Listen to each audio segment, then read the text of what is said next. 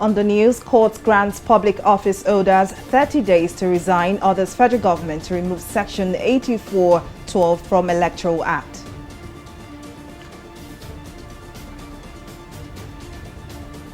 Court vacates, others stopping APC convention.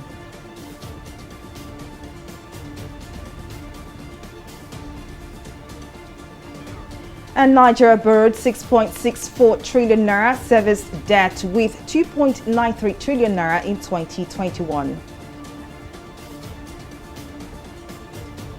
We're glad to have you join us to News Now. I am Folashade Ogurinde. Now we begin the news with a story that the Federal High Court sitting in Umuahia, Abia State, has ordered the Attorney General of the Federation to immediately delete Section 84, Section 12 of the Amendment New Electoral Act. The court, in a judgment delivered by Justice Evelyn Anyadike, held that the section was unconstitutional and invalid. Justice Anyadike further stated that the section ought to be struck down as it cannot stand when it is in violation of the clear provisions of the Constitution. While signing the electoral bill into law last month, President Buhari had asked the National Assembly to delete Section 84, subsection 12, which restricts sitting cabinet members from contesting for elective offices without resigning. However, the Senate refused to consider the president's request, with lawmakers stressing that an amendment would be going against the civil service norms and would be injurious to the well-being of the society. Well, to discuss this further, Adewale Ajadi, legal expert, joins me now. The Attorney General of the Federation had earlier slated that the federal government would pursue the issue further in court. But where do you expect, what do you expect the outcome to be, really? Good evening. I mean, it makes absolute sense. I mean, the constitutional provisions are very clear. So, for example, Section 66(1)(f) clearly provides for the duration of time being 30 days for resignation.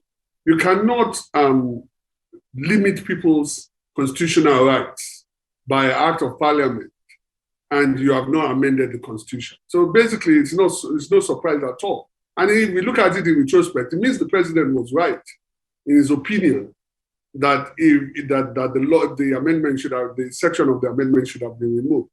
And he's absolutely right, because the constitutional provisions are extremely clear. And anybody who bothers to read the Constitution will see that they're extremely clear. Now, what do you think the next line of action would be from the lawmakers? Are you expecting them to back down, or do you think they will appeal this order? It's not a back down issue. It's a matter of amending the Constitution. They have the right, if they have the numbers, to amend the Constitution. You see, part of the problem is that we reduce this thing to issue of personalities. It's not an issue of personality. There's an existing provision. If there's no existing provision, then it's an issue of personality. But it's extremely clear what the Constitution states across many sections, not just Section 66(1)(f), but I think Section 104, 1F. I'm not exactly sure. And I think 182, 1F2. These are all provisions that gives rights to existing members of not just the executive, but also the legislature, and certainly makes it clear that they have 30 days to resign before an election. So anything else that takes away the rights of Nigerians, we should be really concerned about. Except we change the Constitution, then it stands as the judge has ruled, in my opinion. But in terms of the argument for against this part of the Electoral Act, now, do you think the 30 days notice towards election is too short for this public office holders? I don't, you see, it's not a matter of an opinion when the Constitution states something. The Constitution is the supreme law of the country. It states very clearly that this is their right. You know, whether we think it has merit or not, that's what's in the Constitution. I certainly think that actually all of these issues are actually trying to fetter certain individuals from having the rights to contest for an election. And anything that limits representative capacity itself, in my opinion, is actually unjust and unacceptable. Anything that limits anybody's constitutional right to act, to represent their people, to compete for an election, should not be accepted on principle. It's just unnecessary politics. Well, indeed, Adewale Ajadi, legal expert, thank you so much for your contribution. A High Court of the Federal Capital Territory, FCT, has vacated an order stopping the National Convention of the All Progressives Congress, APC, from holding its convention scheduled for March 26. In its judgment on Friday, Bello Kawu, the judge, vacated the order, relying on a recent Supreme Court decision, which held that a party member does not have the right to take the party to court. An APC member, Salisu Umoru, had sued the chairman, caretaker Extraordinary Convention Planning Committee, Governor Maimala Bani of Yobe State, and the Independent National Electoral Commission, INEC, seeking an order to stop the planned convention of the party. The APC had initially slated February 26 for its national convention, where it would elect leaders into key national offices of the party, but had to postpone it by a month. Also on party politics, Maimala Bani, chairman of the All Progressives Congress APC Caretaker Committee, says Abubakar Sani Bello, Niger State Governor, did a good job managing the party in his absence. Speaking after a meeting with members of the Caretaker Committee on Thursday, Bani said Bello did very well in managing the affairs of the party. He added that the party is at the finishing line in preparation for the convention on March 26. Bello was in charge of the party's affairs in acting capacity when Buni traveled abroad for medical treatment. The party has been embroiled in a crisis with allegations that Buni's caretaker committee was working to sabotage the APC National Convention. His Excellency has done very well in managing the affairs of the party. So we are here to discuss certain issues going forward. We are now at the finishing line. Of course, you know the convention is at hand, just 26th of March. So we are putting heads together to ensure that we achieve the speed of accomplishment. For the past 1 week, I've been acting as national chairman, and what I can tell you is we made a lot of progress towards convention. Like you know, we saw in the state party chairman, we adopted some of the zoning system, and we adopted some of the documents or decisions of CCEC before he left. So in the last 1 week, I think I can tell you for free that we're good to go for convention. Governor Aminu Tambuwal of Sokoto State has declared his intention to run for the office of the president in 2023. Addressing journalists after a meeting with state chairman of the People's Democratic Party in Abuja, Governor Tambuwal said he considered the state chairman as grassroots mobilizers. While calling for unity among party members ahead of the general elections, Governor Tambuwal noted that the PDP remains the hope of Nigerians. He said the PDP is ready to take over power from the ruling All Progressives Congress, APC. Unity of purpose and understanding and working together for us to actually realize the all-important goal of rescuing Nigeria. No, consultations are ongoing, and we will have to comply with the INEC guidelines as a responsible political party, so nothing stops the consultation from continuing. In a related development, Northeast Business Community has obtained the People's Democratic Party expression of interest and nomination forms for the party's presidential primary for former Vice President Atiku Abubakar. The group, which later presented the forms to Atiku at his Asokoro Abuja residence, said the gesture was in fulfillment of their promise to purchase the forms for the former vice president as an expression of their support for his presidential bid. Chairman of the forum, Abubakar Dahatu, said members of the group had in November 2021 called on him to contest the 2023 presidential election, and they would purchase the nomination forms for him. Atiku, while receiving the forms, expressed appreciation to the group. The presidential aspirant also charged Nigerians to put away their differences in the interest of the country. On him that if he can accept to contest for a presidential race come 2023, inshallah, that we, our entire families of Northeast business communities, that we're going to purchase form of interest and a nomination form for him free of charge. Here we are again today, repeating the history. Like the MC said on Alpha B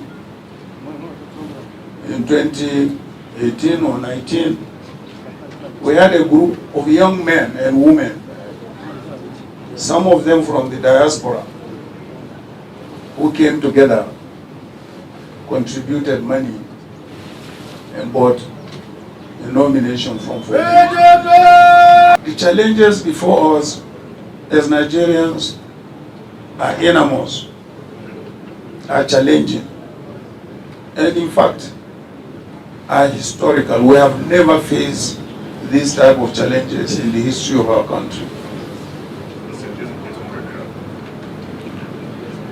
Our unity is threatened, like somebody said, you know. Our economy is in the worst state of affairs since inception of this country. Our security is a disaster. Away from politics now, hair has long been an integral part of black history. Natural styles like cornrows, locks and afros have been an expression of the African culture for decades. However, these traditional hairstyles seem to be fading out and giving way to wigs and extensions made from animal or human donor hair.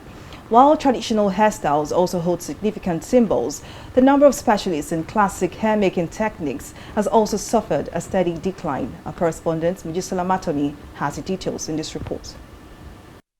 Back in the 90s, women proudly carried and showcased their long and abundant natural hairs in different styles like cornrows, koroba, shuku, bantu and so on. It was even considered one of the major attributes to feminine beauty.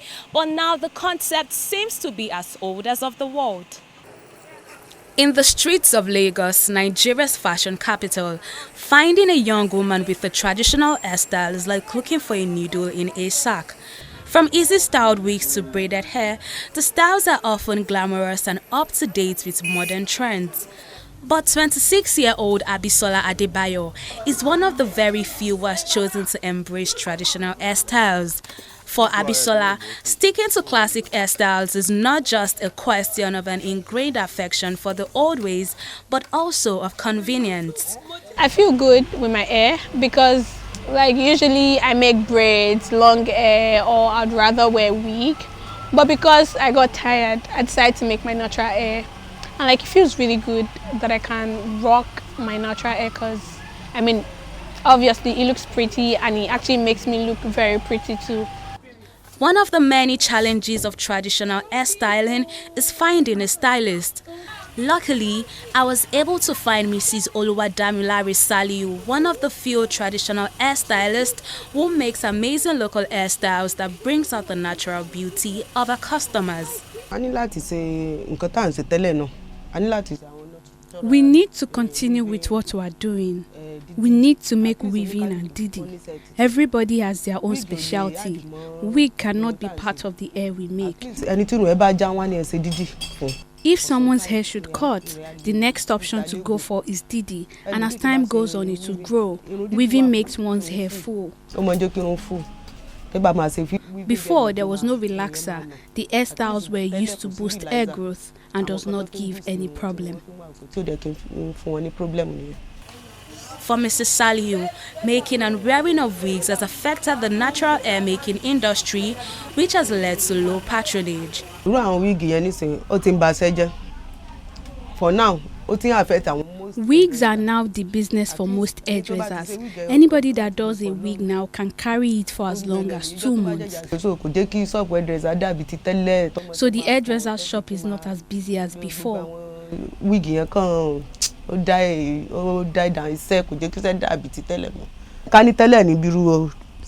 Before, during weekends, hairdresser shops are always very busy. Then making of braids wasn't rampant. But now, we don't know what to do again.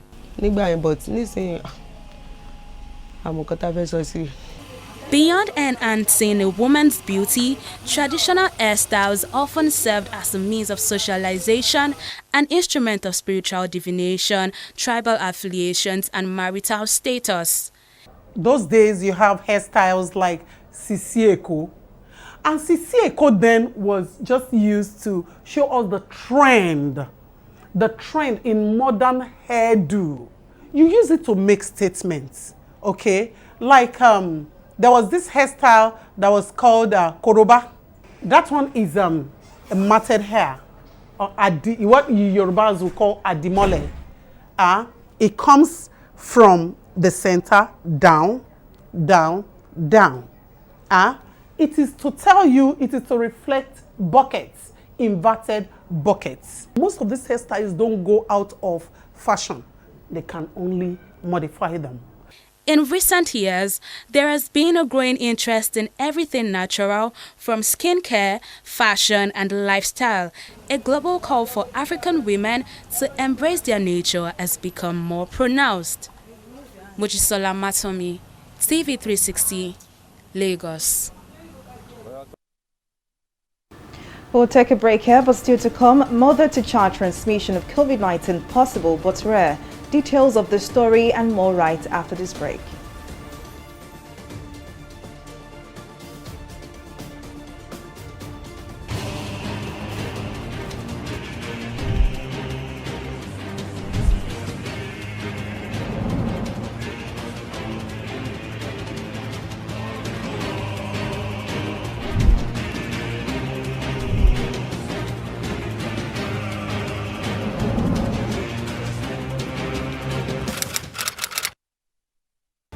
Welcome back. Now here is a recap of some of our top stories tonight. The Federal High Court sitting in Umuahia, Abia State, has ordered the Attorney General of the Federation to immediately delete Section 84(12) of the Amendment New Electoral Act. The court, in this judgment delivered by Justice Evelyn Anyadike, held that the section was unconstitutional and invalid.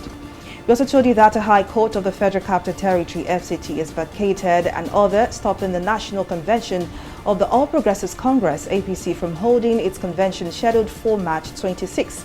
The APC had initially slated February 26 for its national convention, where it will elect leaders into key national offices of the party, but had to postpone it by a month. Well, in case you missed any of our news bulletin, or for more updates, do log on to our website on www.tv360nigeria.com. You can also follow us on our social media platforms on Twitter, Instagram, YouTube, and Google Plus at TV360 Nigeria. On Facebook, we are TV360 Online.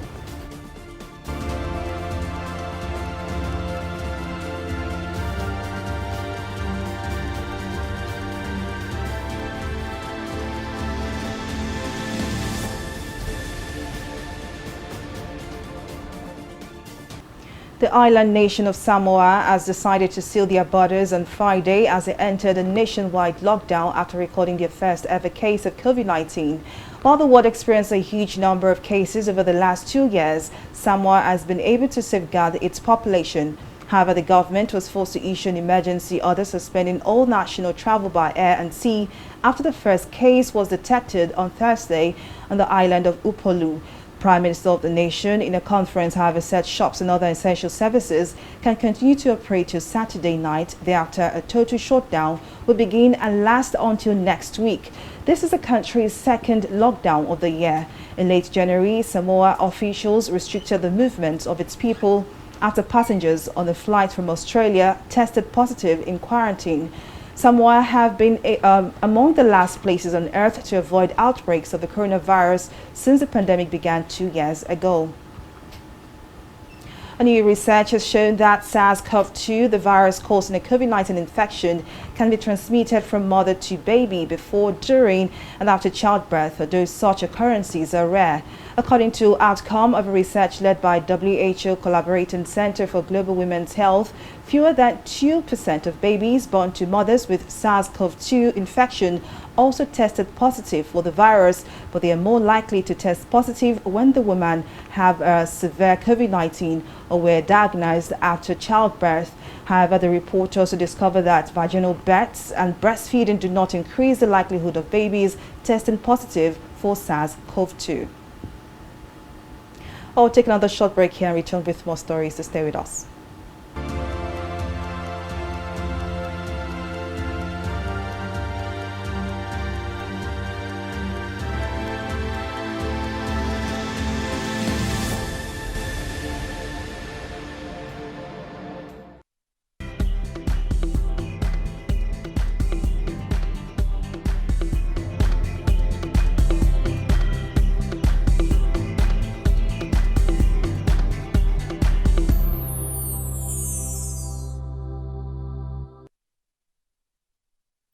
Well, up next is business news and stock market review with Mary Kanu. Over to you, Mary.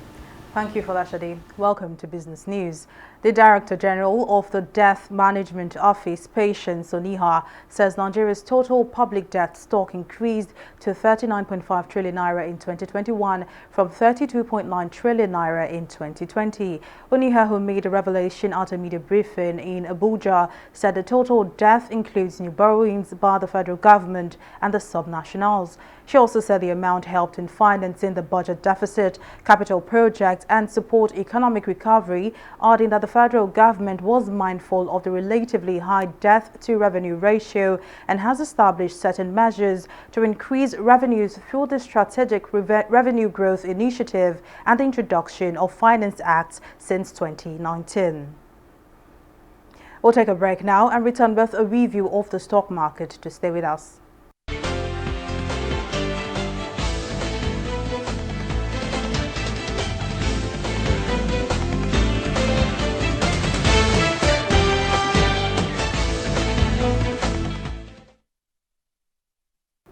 A week with the bear in charge has investors dealing with losses amounting to over 38 billion naira as 0.15% was shaved off the total market value. Now, the drag down in the market was mostly affected by MRS and Ikeja Hotel as both equities traded down at losses worth 1 naira 50 kobo in a spillover of losses. The activity chart also shows mixed sentiment, and at the close of trading there was a 150% improvement in volume, 11% improvement in deals, but a 2% decline in turnover. Now, despite the bear taking charge of today's trade, and also the entire week, PZ and CWG added a little bit of color with 83 kobo gains as investors hope to recoup gains before the month runs out. Let's now see how some selected global stocks are faring. That's the US, UK and Asia stock. Now, it's a mixed trading day, and with the bull taking charge of trading in the US and in Asia,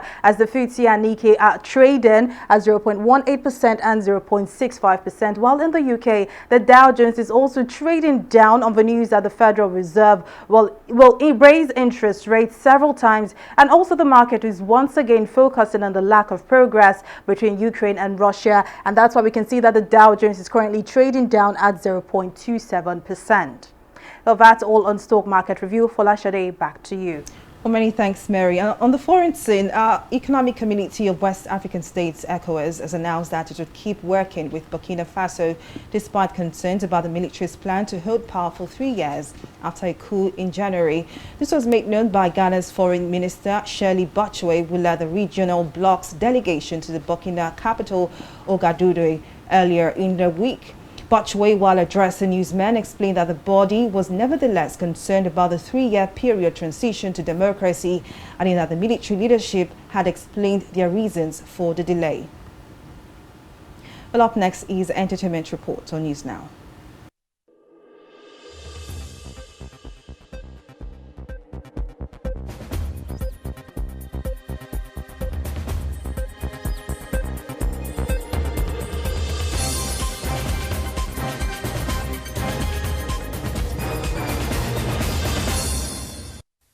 YBNL's latest signee, Asake, has revealed that he begged Olamide for 2 years to join his music label. In a recent interview while narrating his journey to becoming a YBNL-signed music artist, Asake said a deal was the last thing he expected after he was told Olamide had decided to feature on his song Omokwe, hence the reason he jumped at the opportunity. Asake, born Ahmed Ololade, had earlier in February released a critically acclaimed eponymous 4-track EP. His big break came with the release of his hit, Lady, which became popular amongst music lovers. Olamide announced the signing of Asake in February 2022. His latest singles, Omokwe and Trabaye, are presently rocking Nigerian airwaves.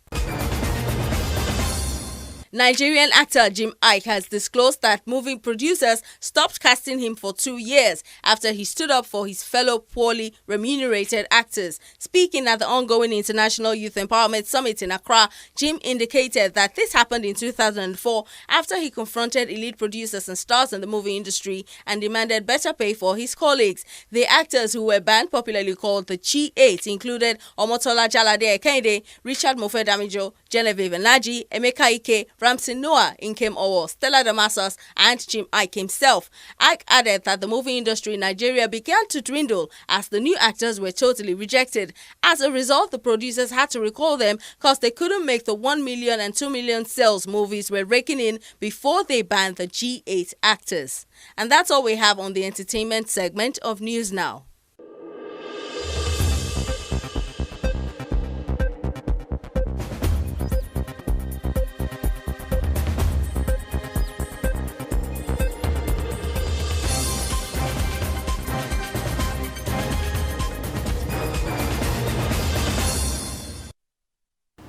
Away from entertainment, now to sports. The University of Lagos, UNILAG, is hosting the 2022 edition of the Nigerian University Games, NUGA, which begins tomorrow at the University Sports Complex inside the campus at Akoka, Lagos, Nigeria. Over 75 public and private universities will compete for medals in 16 sports, while boxing, which is making a debut at the Games, will be a demonstration event. A visit by our correspondent to the venue of the Games shows that last-minute preparation is being put in place to make the facilities ready for the tertiary Games. In a chat with the Executive Secretary of the local organizing committee, he assured that the University of Lagos will host a historic event. I want to assure you that what you are going to see tomorrow will be one of its best that has never happened in the history of Nigeria. For example, about 10 governors have signified their intention to attend. Honorable Gbajabi Amila, the Honorable Speaker, will be in attendance. The Vice President of this country is going to be in attendance. And of course, if you go to the sports center now, you will see the massive security architecture that has been put in place. Because of COVID-19, the paraphernalia of staging all the athletes to come and match will not be there.